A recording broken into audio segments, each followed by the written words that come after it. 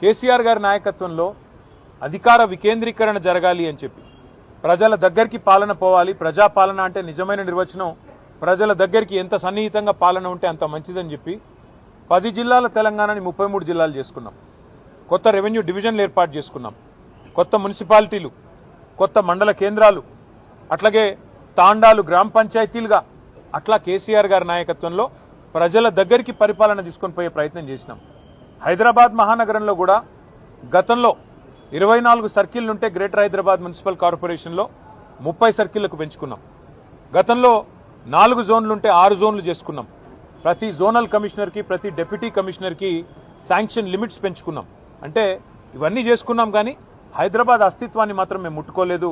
హైదరాబాద్ అస్తిత్వాన్ని దెబ్బతీసే ప్రయత్నం చేయలేదు. ఎందుకంటే హైదరాబాద్ అనేది ఒక హైదరాబాద్ ప్రజలకు సంబంధించి కాదు, తెలంగాణ ప్రజలందరికీ గర్వకారణమైన ఒక ఐడెంటిటీ హైదరాబాద్, సికింద్రాబాద్ జంట నగరాలు అంటే మనం చిన్నప్పటి నుంచి వింటున్న మాట.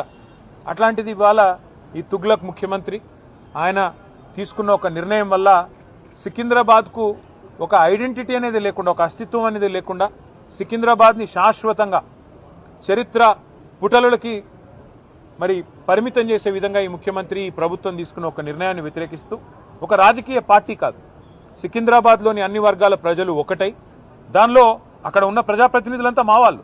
సికింద్రాబాద్ ఎమ్మెల్యేగా పద్మారావు గారు ఉన్నారు, సనత్ నగర్కి శ్రీనివాస్ యాదవ్ గారు ఉన్నారు, అట్లాగే మరి మా నాయకులందరూ ఎమ్మెల్యేలు, ఎమ్మెల్సీలు ఉన్నారు.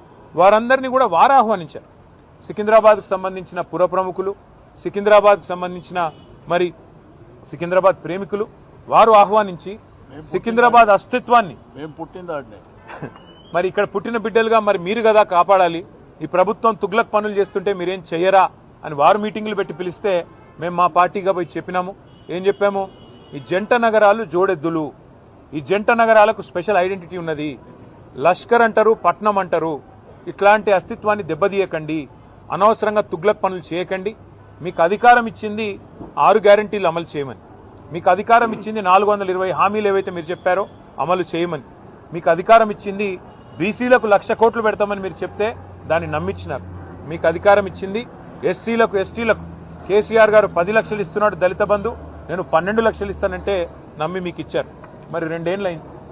హైదరాబాదు, సికింద్రాబాదు ఈ జంట నగరాల్లో ఒక ఇల్లు కట్టినావా? కనీసం ఒక ఇటుక పెట్టినావా ఈ 2 ఏళ్లలో? ఒక్క ఇల్లు కనీసం 2 ఏళ్ళు అయిపోయింది, చేయలేదు, మంజూరు చేయలేదు. ఒక్క కొత్త రోడ్ వేసినావా? ఒక్క కొత్త ఫ్లైఓవర్ కట్టినావా? ఏదీ లేదు. ఉన్నవి కూలగొట్టుడు తప్ప కట్టిందైతే ఏం లేదు. ఆ కూలగొట్టే క్రమంలో విధ్వంసం మాత్రమే తెలిసిన ఈ ముఖ్యమంత్రి ఇవాళ సికింద్రాబాద్ అనే పదాన్నే లేకుండా విధ్వంసం చేసే ఆలోచన చేస్తుంటే